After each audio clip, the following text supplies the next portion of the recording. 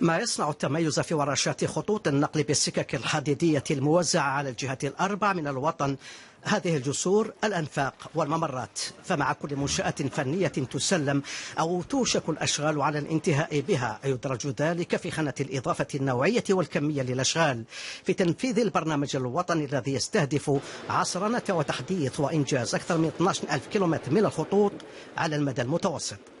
بفضل استلام المشاريع في السكة الحديدية وصلنا 4000 كيلومتر، وقيد الإنجاز 2300 كيلومتر، والمدى القصير نصبحه إن شاء الله 6000 كيلومتر، والمدى المتوسط 12500 كيلومتر، كلها خطوط مكهرباء بسرعة تتراوح ما بين 160 كيلومتر في الساعة إلى 220 كيلومتر في الساعة.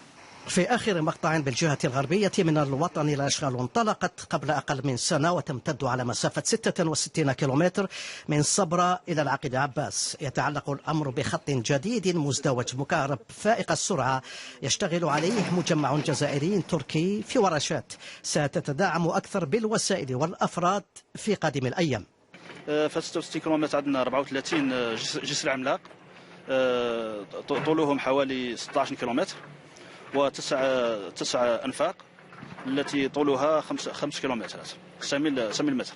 الآن النقطة اللي أنا فيها وش نحن الآن نتواجد في المقطع الذي يمر ببلدية صبرا، بالضبط بالنفق رقم 3.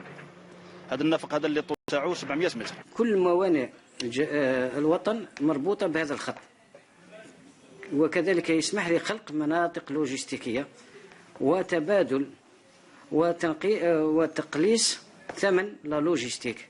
وهذا الخط اللي يسمح إن شاء الله به في وقت الإنجاز يسمح ل 3000 منصب شغل، وكذلك في الاستغلال.